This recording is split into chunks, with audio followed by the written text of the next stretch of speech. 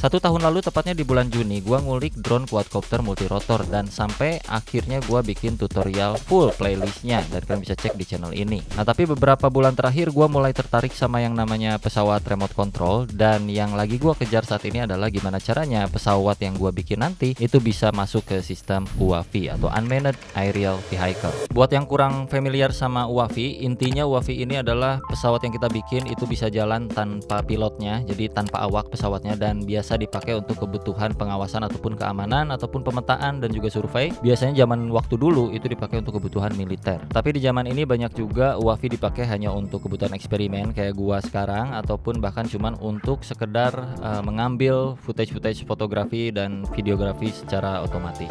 Jadi sekarang kita langsung aja mulai progres gua mempelajari seputar pesawatan plus OTW ke UAV. Di episode pertama ini kita mulai dari membahas seputar bahan dan juga pengetesan desain yang gua bikin di sini. Desainnya pun rada random gitu karena gua bukan ahlinya. Gua harus berguru dulu ke anak-anak aeromodeling atau ke komunitas pesawat RC. Tapi ya karena gua belum nemu orang-orangnya, jadi ya untuk saat ini gua sembarang dulu berdasarkan referensi di internet yang gua temui. Dan untuk pembuatan pesawat pertama di sini gua eksperimen dulu pakai styrofoam biasa guys ya, yang bekas kardus TV di dalamnya ada styrofoam. Nah, pakai beginian ini gua dibeliin sama om gua di toko buku.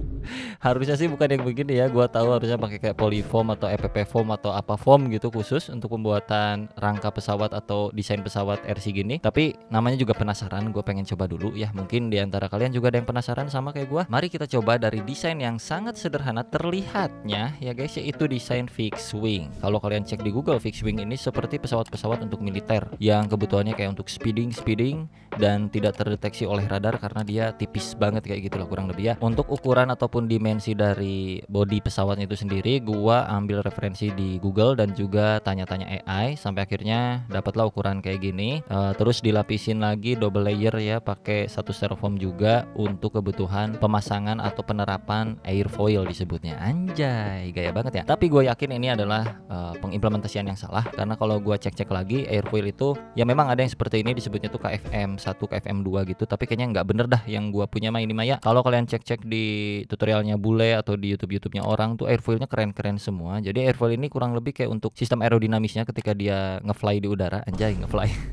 Jadi pesawatnya bisa terbang dengan smooth, lancar, sesuai dengan kontrol yang dilakukan oleh si pilotnya, kurang lebih seperti itulah. Pilot yang ada di ground yang pakai remote gitu kurang lebih. Intinya di sini gua paksain semua yang ada di otak gua masuk aja ke sinilah. Sembarang intinya Maya desainnya. Dan untuk elektroniknya pun gua pakai bekas drone yang gua punya karena belum proper untuk beli hal berkaitan dengan pesawat ini. Jadi dinamonya pun pakai bekas drone mini gua, dan kalau dari tenaga seharusnya ini bisa ngangkat banget, bisa ngedorong banget karena di drone gua pun ini motor kenceng banget ya guys. Dan untuk sistem pengendalinya di sini ada flight controller bekas drone gua juga sama, pakai SpeeDB F405 yang mana sebenarnya ini cukup canggih karena ada bluetoothnya plus bisa juga dipasangin firmware yang versi autopilot macam kayak Ardu Pilot ataupun iNav gitulah. Tapi sayangnya karena gua pakai flight controller bekas drone yang mana itu biasanya nggak ada output untuk masuk ke servo ya, jadi si servo ini nggak bisa dikendaliin secara otomatis ataupun pakai sistem stabilisasi dari flight controller. Kan ada gyro tuh tah, ini nggak bisa dipakein gyro untuk servonya, jadi nggak bisa stabil. Mode auto tuh nggak bisa di drone lagi di pesawat ini nggak bisa. Nah, kebetulan gua punya receiver yang ada output PWM-nya dan ini bisa dipakai untuk kebutuhan servo. Jadi sistemnya terpisah, dimana flight controller drone gua cuma untuk muterin motor doang, udah that's it. Dan untuk servo itu ambil langsung dari receiver. Jadi ada dua sistem yang berbeda di sini diterapin di satu pesawat. Kayaknya nggak ada orang yang terapin kayak macam beginian, ngapain juga gitu ya. Nah, karena memang ini elektronik yang gue punya, ya udah gue pasangin aja dan sekaligus untuk kebutuhan eksperimen. Dan sebenarnya ini bisa kita ulik lebih dalam lagi supaya servonya bisa dikontrol langsung oleh flight controller. Karena sayang banget nih kalau flight controllernya itu cuma dipakai buat dinamo doang. Kita nggak akan bisa punya sistem stabilisasi otomatis di pesawatnya. Untungnya di episode perakitan berikutnya gue berhasil menerapkan sistem stabilisasi otomatis biar pesawatnya bisa terbang lebih stabil lagi berdasarkan data gyroscope dari flight controller ini. Hari berikutnya kita mencoba untuk tes lapangan apakah desain yang gue bikin dan juga elektronik semuanya tersetup dengan baik. Sudah gue setup di sisi softwarenya, tinggal kita tes penerbangan dan hasilnya seperti yang bisa kalian tebak. Kacau banget tuh.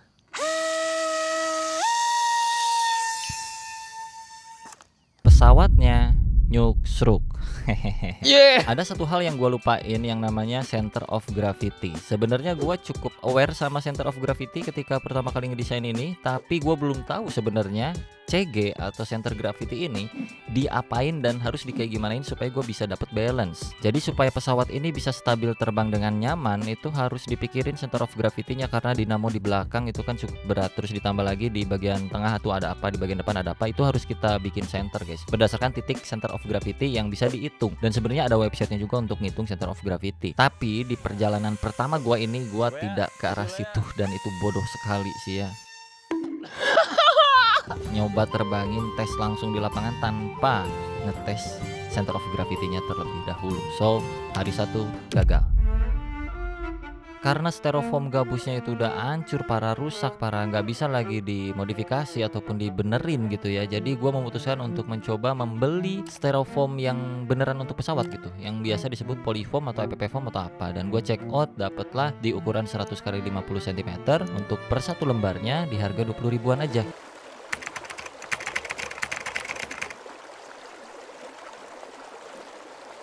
So ini udah masuk hari keempat apa hari kelima guys, dan ya gue masih berkutat dengan desain dan juga cara center gravity itu bekerja gila. Pokoknya ini lebih kayak dari ngoding. Biasanya kalau gue ngoding tuh kayak set dapat.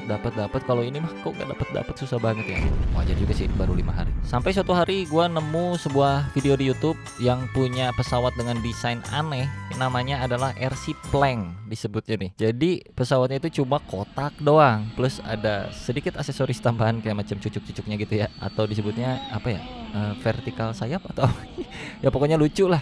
Nah, karena ini kelihatannya mudah, jadi gua memutuskan untuk membuat pesawat yang seperti dia. Karena dia pun terbangnya bagus, gua pikir kayaknya gua pun bakal bisa membuat pesawat sebagus dia. Dan ini untuk kebutuhan UAV ke depannya. Biar lebih enak kalau pesawatnya gampang dibuat desainnya, terus terbangnya nyaman, dikasih UAV, waduh udah jamin efisien dan enak banget seharusnya sesuai ekspektasi mah. Dan akhirnya jadilah versi 1 RC Plank gua, kotak doang seperti ini. Nah, dan di sini udah gua perhatikan tentang center of gravity, gua cukup mengerti akhirnya. Ternyata kurang lebih mainannya itu dari mana titik si center gravity-nya berada. Ketika kita taruh jari kita di situ, pesawatnya harus balance. Lah sebenarnya mah sesimpel itu. Dan ada hitungannya kurang lebih 20% dari titik depan, 30% dari titik depan, atau leading edge. Wah, rada sedikit kompleks ya. Bahas materi begituan gua belum cukup familiar untuk hal-hal seperti itu, dan nggak layak untuk sebarin ke kalian seputar center gravity ataupun leading edge. Istilah-istilah di area pesawat seperti ini kayaknya itu lebih ke suhu-suhunya aja yang biarkan menjelaskan seputaran hal tersebut. Jadi intinya setelah gua mengetahui center of gravity dengan baterai yang ditaruh di depan seperti ini, dinamo gua taruh 2 biji biar twin, biar ngangkat, anjay gitu ya. Rada berbeda seperti referensi yang gua tonton. Jadi ada sedikit unik di sini, RC Plank tapi 2 motor, dan udah kayak kotak doang. Harusnya bakal ngangkat karena tendangan dari 2 motor yang gue punya ini kenceng banget seharusnya mah. Di drone gue juga kenceng, masa di sini kagak yang lebih ringan lagi padahal kan bodinya. Kalau drone kan dari karbon yang lumayan berat lah gitu ya. Dimensinya 4 dinamo juga udah dapat berapa gram gitu kan. Kalau ini lebih ringan. Harusnya secara logika terbang dong. Tapi seperti biasa di percobaan pertama selalu gagal, dan ya gue coba-coba terus sampai akhirnya ini pesawat bisa terbang. Tapi liar banget terbangnya, belok ke kiri ke kanannya nggak karuan, sampai gue juga kesulitan untuk ngehandle-nya ya guys. Dan akhirnya setelah gue belok kiri kanan atas bawah, pesawatnya nyangkut di atas pohon. Dan gua nggak puas sampai di sini aja, karena gua udah tahu ini bisa dan capable lah untuk terbang gitu ya. Jadi gua bawa pulang pesawatnya dan coba untuk melakukan redesigning kepada bodi pesawatnya dengan cara menambahkan wing load supaya pesawatnya lebih nyantai. Nah, wing load ini gua hasil baca-baca sih seperti biasa ya. Semakin lebar area sayapnya, maka drone-nya bisa semakin santai dia terbang, semakin terkontrol. Logikanya iya sih, iya juga gitu ya. Terus gue cobain dah bikin sebuah sayap tambahan di bagian sisi kiri sisi kanannya dengan kemiringan tertentu 6 derajat kurang lebih. Hasil baca-baca seperti biasa. Dan bentuknya gue bikin aneh-aneh karena udah nanggung aneh ya kan.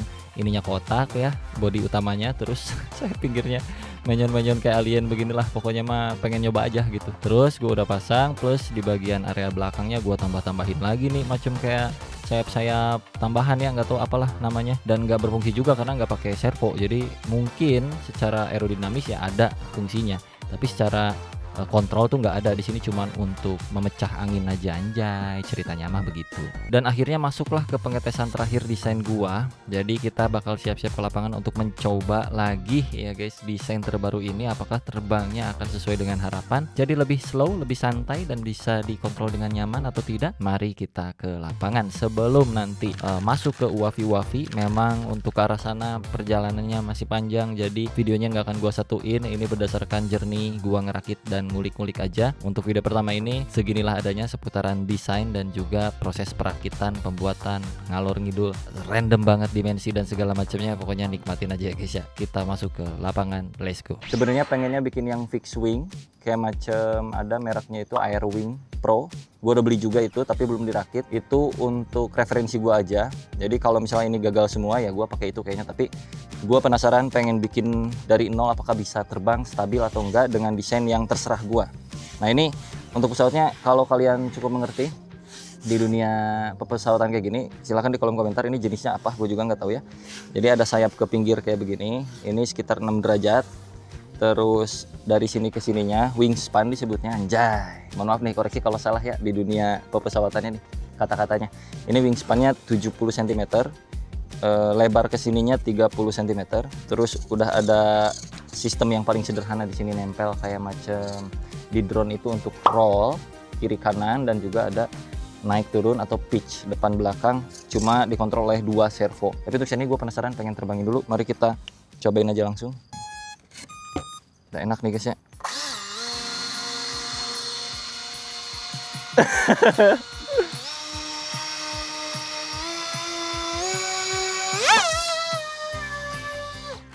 Wow, kenapa dia nggak belok guys? Hah?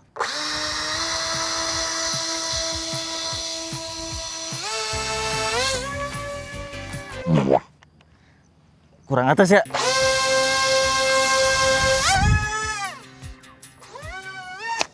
My God, kenapa dia nggak bisa belok guys? Oke, sekarang kita coba lagi. Center of gravity-nya gue majuin dikit karena tadi kayaknya terlalu ke belakang gitu. Rada serem. Bismillahirrahmanirrahim. Wah, terbang guys.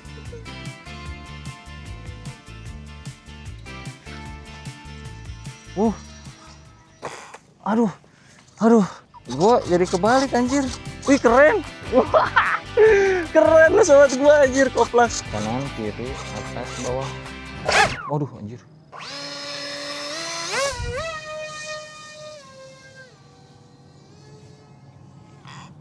My God, man, susah banget kontrolnya man.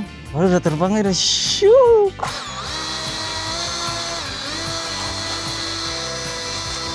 Kan gitu harusnya.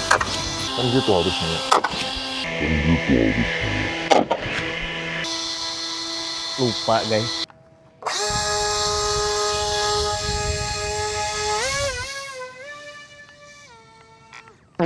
Kebalik.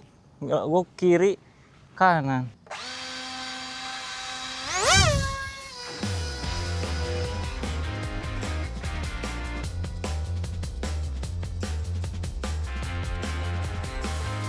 Aneh banget guys.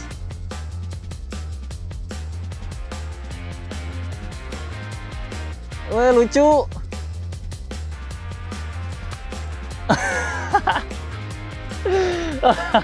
Tapi setidaknya terbang dulu, lucu tapi. Kayaknya tadi kurang power, kita coba. Oke.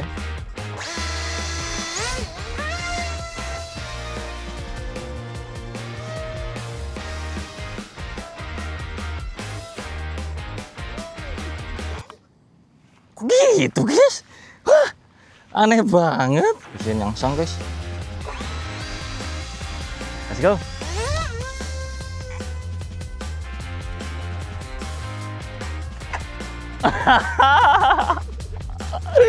Keren banget sobat gua. Langsung aja terbang ke sana lah, kita mah nggak pakai lama-lama.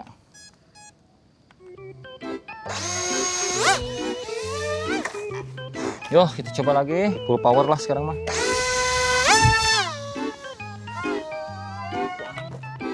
Bukan ku angin, entah kurang apa. Susah banget sumpah. Kurang apa ya guys ya? Oh belah guys. Ini buang dulu aja, mohon maaf lah. Tah gini dulu ya. Bener guys.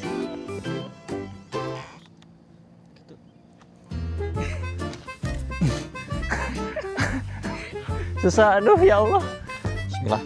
Nanti kita ganti baterai. Kali aja baterainya yang ini jelek.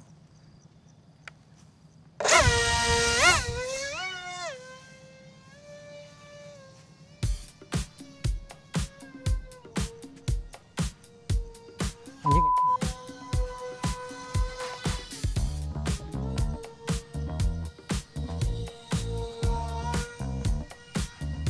Wah. Wah.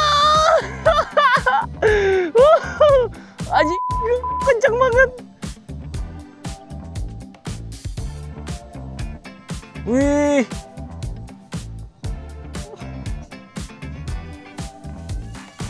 Oh, spill. Oh. Kocak aja. Wow, setidaknya udah lebih lama, Pil. Tinggal kita potong-potongin lagi aja, Pil. Nyoba desain saya pecak.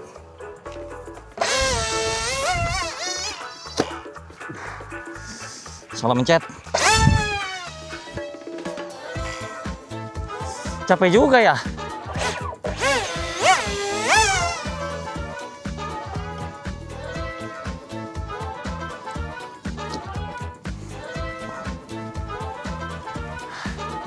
Memang nih pesawat bikin sebel, patah lagi Cil. Inilah akhir dari riwayat pesawat kotak kita guys, karena sumbu ujungnya potong. Jadi untuk video pertama sebelum pembahasan UAV kali ini adalah desain dulu pesawatnya yang bener ya. Ntar kalau udah bener ya aerodinamisnya lah apanya itu baru dah kita main ke elektronik. Setelah elektronik baru software autopilot setelah itu. Gitu tahapannya. Jadi kesimpulannya untuk progres pertama di episode ke-1 gua merakit pesawat UAV adalah kita harus siapin dari sisi desainnya dulu dan aerodinamisnya harus bener dulu sih ya sebelum ngejar ke sistem autopilotnya nanti. Jadi di episode kedua mudah-mudahan gua bisa meredesain ulang bentuk pesawatnya berdasarkan apa yang gua cari dulu di internet dan mungkin nanti akan tanya-tanya ke anak komunitas pesawat untuk membuat yang baik dan benar seperti apa. Walaupun sebenarnya kita bisa beli sih ya guys, bisa beli frame-nya, rangkanya, tapi gue nggak mau ke arah situ dulu, masih pengen coba-coba sendiri dulu. Kalau udah nyerah banget baru deh kayaknya gue bakal beli juga sih untuk si rangkanya. Dan gak lupa nanti di video berikutnya pun kita bakal bahas seputar konstruksi pesawatnya itu sendiri sampai ke pemilihan part elektroniknya, karena saat ini kan memang masih pakai bekas drone gua ya untuk setup elektronik dan dinamo dan segala macamnya. Jadi nanti mah kita bakal proper pakai part-part khusus untuk RC plane. Dan untuk episode kali ini kurang lebih segitu aja, semoga cukup bermanfaat. Ditunggu perjalanan gua merakit pesawat untuk membuat sistem UAV-nya. Semoga hari kalian menyenangkan. Gua Dev Rizal, bye bye.